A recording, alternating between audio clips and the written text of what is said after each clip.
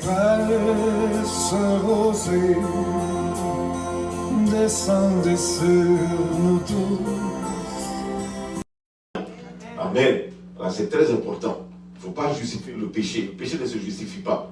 Il n'y a pas de justification pour le péché. Vous voyez, Adam a dit, non, c'est la femme qui est mis à côté de moi. La femme dit, non, c'est le serpent. Vous voyez, mais le serpent n'a pas consommé la chose. Voilà. Donc, il ne faut pas justifier ces choses-là. Il faut vraiment demeurer dans la sanctification. C'est pour cela, cette année, nous voulons déclarer l'année comme une année de grâce et de la faveur de Dieu. Alléluia. Voilà, le serviteur de Dieu, Dakouri nous a beaucoup parlé de cela. Et nous voulons maintenir cela cette année 2025. Que la grâce et la faveur de Dieu nous accompagnent. Mais pour que cette grâce et faveur nous accompagne, nous devons remplir, n'est-ce pas, notre côté du contrat. C'est comme un contrat avec le Seigneur. Hein. Les Anglais disent covenant. Covenant, c'est un contrat. Un contrat, il y a des termes. Quand tu respectes, aussi, l'autre aussi respecte, n'est-ce pas? Voilà. Tu travailles 5 jours dans la semaine. Si tu travailles 2 jours, c'est 2 jours on va te payer. Le contrat dit 5 jours. Si tu travailles 2 jours, si tu fais ça 2 fois, 3 fois, on peut résilier le contrat. Vous voyez? Donc, si tu tombes, demain tu te relèves. Tu tombes, tu te relèves. Le Seigneur peut décider, bon, le contrat, on va résilier. Voilà, c'est plus la peine. Vous voyez? Donc, il faut faire beaucoup attention à notre vie. C'est très important. Alléluia. Donc, mettons en pratique la parole de Dieu. Ne nous bornons pas seulement à écouter, mais mettons la parole de Dieu en pratique. Vous voyez, Dieu, il est fidèle. Dieu, il est fidèle, il est bon. Alléluia. Il ne nous traite pas selon, si nous nous traite selon nos iniquités, là, il nous traite selon sa bonté, selon son amour. C'est pour cela qu'il a donné son Fils unique pour l'humanité. Très important, alléluia. Hein? Donc, rendons grâce au Seigneur de ce que nous sommes dans sa présence. Que le peuple de Dieu soit béni ce matin. Tout à l'heure, après le culte, nous allons nous rencontrer avec les hommes de Dieu. Et le dimanche prochain, nous allons avoir une réunion élargie avec tous les responsables des groupes musicaux, les responsables des sœurs, les responsables des hommes, et tout ça. Mais aujourd'hui, nous allons avoir une réunion un peu restreinte entre nous pour voir la suite des choses. Alléluia.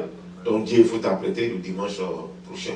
Okay. Mais voilà, s'il y a des suggestions et tout ça, vous allez les apporter. Ouais, dimanche prochain, c'est oui. Non, dimanche, on fait la réunion après. Après, alléluia.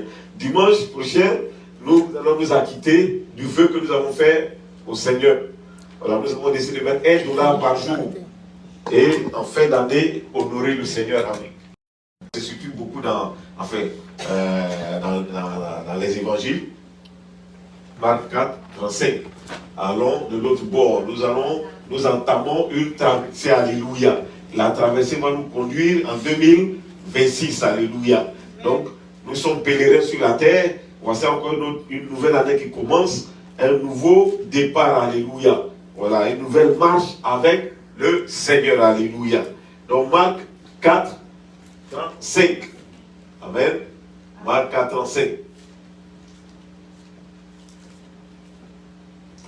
Si nous avons trouvé, nous avons des Bibles derrière, hein, dans la petite bibliothèque, il y a des Bibles qui sont là. Pour ceux qui veulent des Bibles, vous pouvez prendre la Bible là-bas pour suivre. Marc 4, 35. Donc c'est une lecture que nous connaissons très très très bien. Amen. Ce n'est pas quelque chose de nouveau. Mais ça va nous aider à toucher certains points, comme elle en a parlé ce matin. Notre part, quelle est notre part? Qu'est-ce que nous devons faire? Amen. Alléluia. Donc ici, c'est une traversée. Et il est dit, vas-y.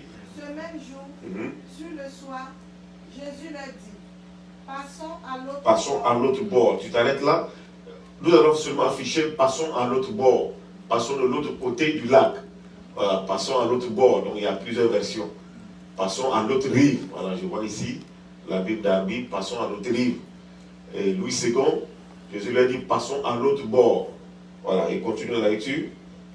Après avoir renvoyé la foule, il l'amenait dans la barque où il se trouvait. Il y avait aussi d'autres barques avec lui. Il s'éleva un grand tourbillon et les flots se jetaient dans la barque au point qu'elle se remplissait déjà. Et lui, il dormait à la poupe sur le coussin. Il le réveilla et lui dit, Maître, ne t'inquiètes-tu pas de ce que nous périssons? S'étant réveillé, il menaça le vent et dit à la mer, silence, tais-toi. Et le vent cessa. Et il eut un grand calme. Puis il leur dit, pourquoi avez-vous ainsi peur? Comment n'avez-vous point de foi? Comment n'avez-vous point de foi? Amen, alléluia. Béni soit le nom du Seigneur. Gloire à Jésus. Et quand il continue, on dit, ils furent saisis d'une grande frayeur et ils se dirent les uns aux autres, quel est donc celui-ci à qui obéissent même le vent et la mer? Alléluia. Béni soit le nom du Seigneur. Alors ici, le premier verset est très très important. Parce que du premier verset dépend le dernier verset qu'elle a lu. Quelque part, il pose une question. Vous voyez? Mais pour bien comprendre cette question, pour qu'elle pose la question, il faut voir le début. Alors le début, il nous dit quoi? Il est dit, verset 35, ce jour-là, quand le soir fut venu, Jésus dit à ses disciples, qu'est-ce qu'il dit? Passons de l'autre côté du lac. Voici la parole qui est sortie. C'est la parole du Seigneur. Quand tu lis ta Bible, tu tombes sur cette parole-là, ou quand tu lis ta Bible, toute parole du Seigneur qui sort, ici, la parole dit, passons de l'autre côté du lac. Qu'est-ce que je fais? Je m'attache à cette parole, alléluia. Parce qu'à la fin, qu'est-ce qu'il dit? N'avez-vous pas de foi? Il a parlé de foi, il s'y pose une question. Donc ici, passons de l'autre côté du lac.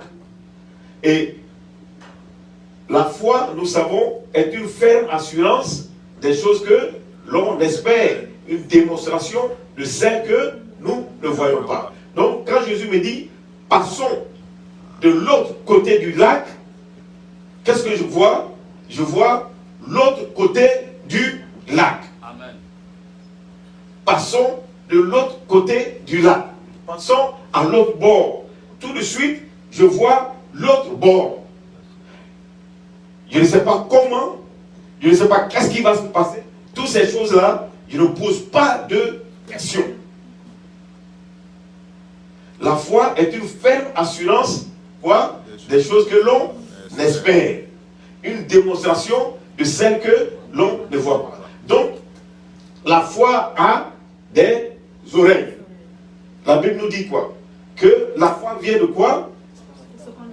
De ce qu'on entend. Ce qu'on entend vient de quoi? De la parole de Dieu. La parole de Dieu.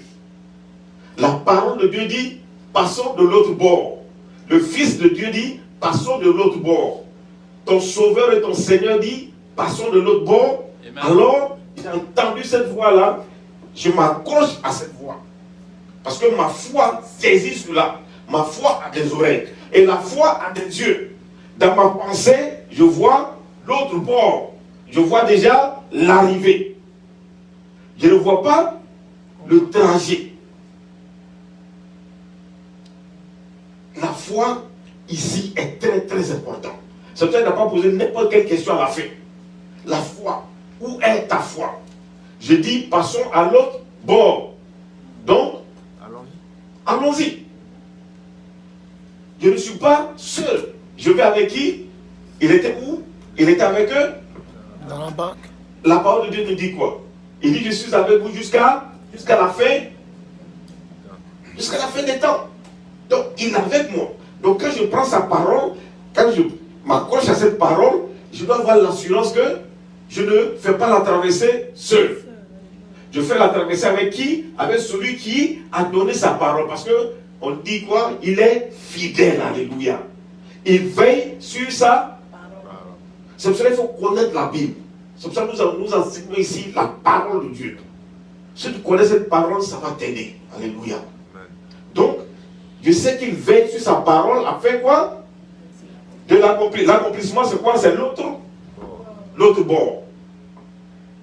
Voilà ce que j'ai saisi. Voilà ce que j'ai saisi. Quand elle prend le psaume 23, le verset 23 dit quoi? Il dit, l'Éternel est mon berger, je ne quoi? Je ne manquerai rien. Point final. Moi, je m'accroche à cette parole. Mais le verset 4 nous dit quoi? Quand je quoi? Ah, donc il y a l'ombre Et à l'homme de la vallée de la mort. Il m'a dit ça? Il ne m'a pas dit ça. Il a dit seulement, passons de l'autre bord. Donc je traverse 2025 pour arriver à 2026. Et je traverse avec le Seigneur. Je viens ce matin de faire des proclamations, comme elle a fait, le bonheur et la grâce m'accompagneront. Mais 2025 là, je ne sais pas qu'est-ce qui va se passer là-dedans. Je ne sais pas qu'est-ce qui est dans la rivière. Je ne contrôle pas les éléments. Parce que les éléments peuvent intervenir. Les vents, les tempêtes, tout ça, ce sont des éléments qui interviennent. Vous voyez, le problème c'est quoi? C'est que quand nous venons au Seigneur, et souvent c'est les slogans que nous projetons qui sont faux. On dit, viens au Seigneur et tes problèmes seront résolus. Donc on se dit que quand on vient au Seigneur, quand on est chrétien, la vie devient une vie facile, sans problème. Venez au Seigneur, je viens à l'église, je viens au Seigneur, la marche sera tranquille. C'est l'erreur. C'est l'erreur. Parce qu'il n'a pas dit cela. Si tu connais sa parole dit, il dit, vous allez connaître des troubles. Et il a dit cela. C'est ce qu'il faut dire aux gens. Il y aura des troubles. Il y aura des mouvements. Mais il dit quoi? Prenez. Et il dit même que je suis venu pour séparer qui? Il dit les pères même avec les fils. Donc, quand tu connais la parole, tu sais que quand je viens dans la vie chrétienne, c'est pas lisse comme ça pour partir, non. Mais j'ai l'assurance que celui qui donne sa parole, qui me dit allons de l'autre bord, quand je viens avec lui, j'ai l'assurance qu'il est avec moi. Alléluia. Alors donc, on nous dit à un moment, le vent, la tempête va se lever. Avant, we're reading about Mark 4:25.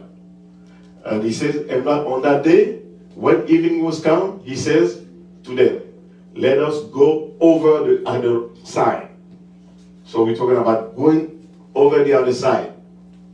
Donc nous partons de l'autre côté. Il ne nous parle pas de comment la traversée va se faire. Amen. Qu'est-ce qui va se passer? Tout ce qu'il dit, allons-y seulement. Donc qu'est-ce que je fais? Je m'accroche à cette parole. Alléluia. Tout ce que je sais, l'Éternel est mon berger, je ne manquerai de rien. Alléluia. L'homme de la vallée de la mort vont venir. Nous allons faire les similitudes ici. Alors ici, qu'est-ce qui va se passer? On dit, le vent se lève. Les tourbillons et toutes ces choses-là commencent. C'est tout ce que nous pouvons connaître dans la vie. Vous êtes d'accord avec moi? Parce que nous méditons tous la Bible. Donc nous savons qu'il va y avoir des tourbillons. 2025. Vous voyez? Mais ce n'est pas les tourbillons ou les problèmes là qui m'intéressent. Ce qui m'intéresse, c'est arriver en 2026. C'est arriver à l'autre bord. Avec qui? Avec le Seigneur. Le Seigneur qui a créé les cieux et la terre. Le Seigneur qui est au courant de toutes choses. Alléluia.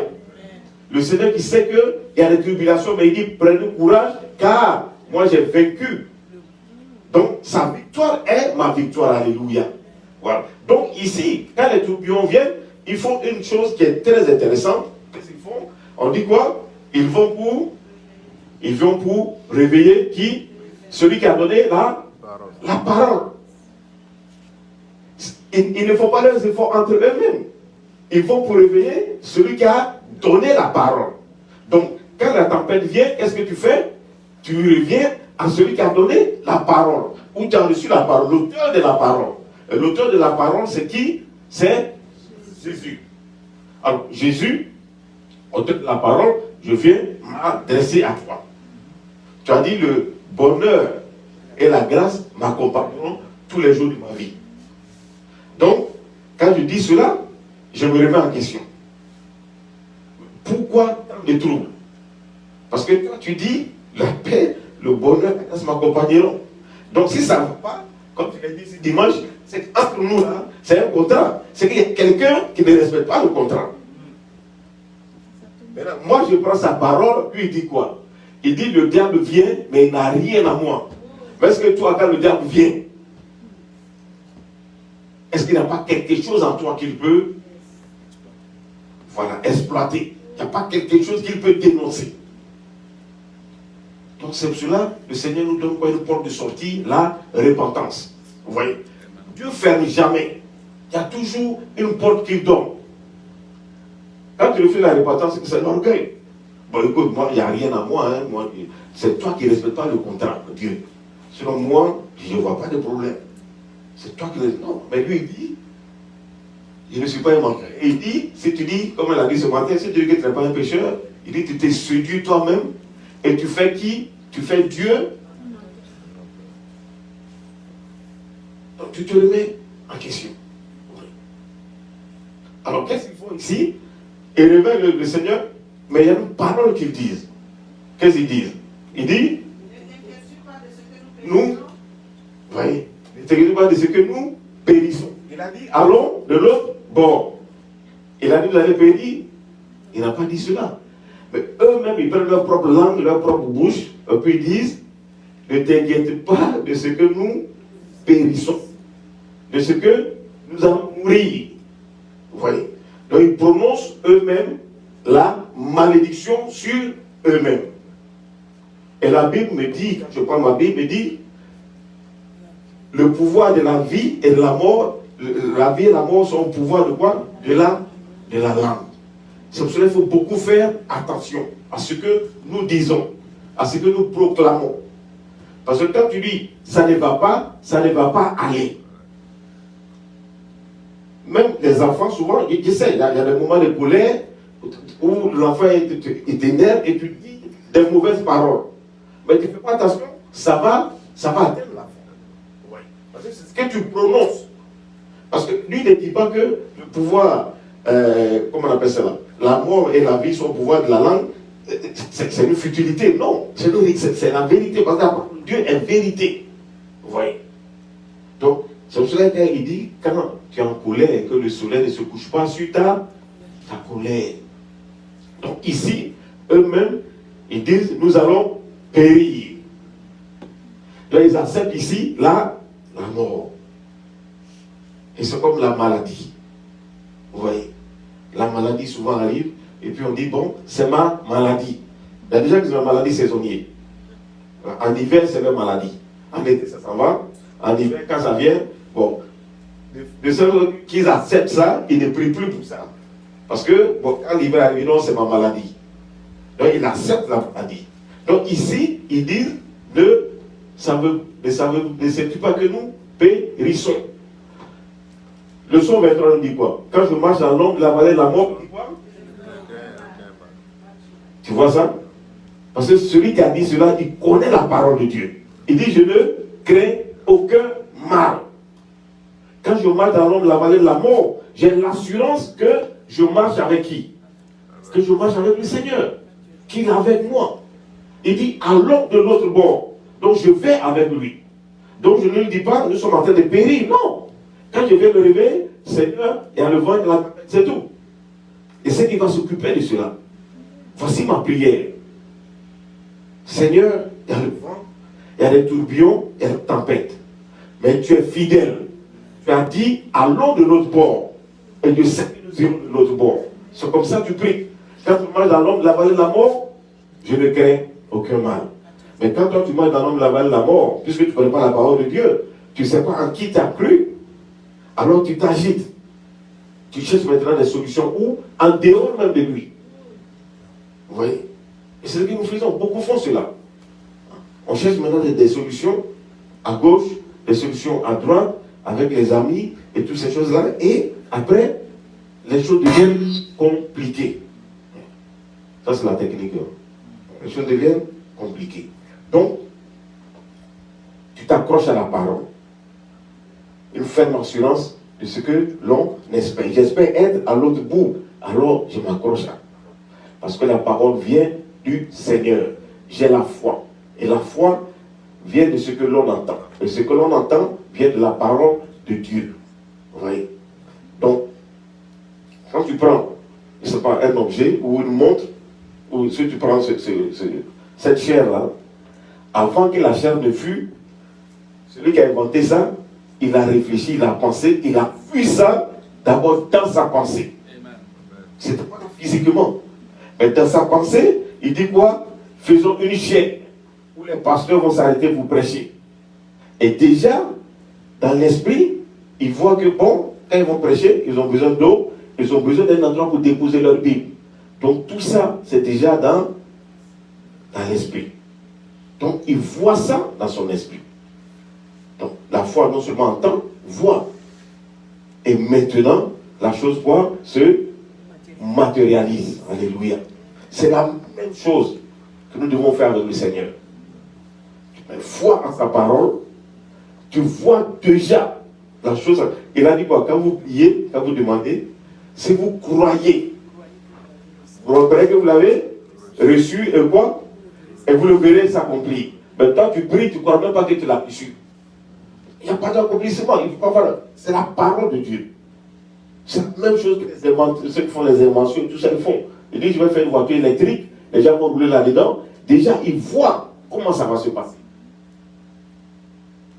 Une ferme assurance de ce que tu espères, mais une démonstration de l'invisible. Ouais. Tout ce que Dieu a créé a des oreilles, entend. C'est pour cela ici, il se lève et dit, il menace qui? Il menace le vent, il menace la tempête. Et quand tu vas dans Job, il dit à Job, est-ce que tu commandes à l'aurore? Est-ce que tu commandes au jour? Quand tu te lèves la journée, tu te lèves le matin, il faut commander à la journée d'être un bon jour, un jour de joie, un jour de protection du Seigneur. Tout ce que Dieu a créé entend, ils entendent. Ils entendent. Ici, là, quelqu'un va dire, c'est un fou. Non, c'est lui qui a créé la chose. Donc, quand il dit silence, qui entend? C'est le vent qui entend. Et il fait silence. Quand il dit à la mer, silence, la mer entend, la mer fait silence. Donc, c'est pour ça qu'il dit à Job, commande au jour. Commande au jour. Est-ce que tu as commandé au jour? Quand Job a commencé à voir tout ce qui se passait là, il se plaignait, il a dit, est-ce que tu as commandé au jour? Si tu confies ta journée au Seigneur, ce qui me va arriver, la Bible nous dit quoi? Il connaît la fin de toutes choses avant son commencement. Alléluia. Déjà, il peut te dire ce qui va arriver. Il peut t'éviter des situations. Alléluia. Parce que tu te confies en lui. Parce que si tu te lèves comme ça, tu marches comme ça, c'est quand ça arrive, tu dis, mais où est Dieu? Non, mais tu ne l'as pas confié la journée. Tu as pensé que tu es trop sage, trop intelligent. Bon. Donc, nous allons nous arrêter là ce matin. On ne va pas être trop long, alléluia, parce que nous allons faire des proclamations. Béni soit le nom du Seigneur. Donc, la parole de Dieu te recommande ce matin à t'attacher à cette parole, alléluia. Attache-toi à la parole. Et remets-toi constamment en cause, alléluia. C'est très important. Remets-toi en cause. Et quand ça ne va pas, repens-toi. Repens-toi et reviens au Seigneur, alléluia. Vous voyez avec le peuple, ce sont les Juifs, le peuple juif, chaque fois il leur disait, si vous revenez à moi, si vous revenez à moi, alors je serai encore votre Dieu, alléluia. Il y a toujours une porte de sortie. Amen. Donc, quand il n'y a pas de contact, remets-toi en cause, reviens au Seigneur. Et crois en sa parole. Et ce qu'il dit, il est dans sa parole. Si ce n'est pas sa parole, il n'est pas là-dedans. Il est dans sa parole et il accomplit toujours ce qu'il dit. Alléluia. Il est fidèle. En ce matin, nous allons nous tenir debout. Alléluia. Et nous allons faire des proclamations sur notre vie ce matin. Alléluia. Béni soit le nom du Seigneur.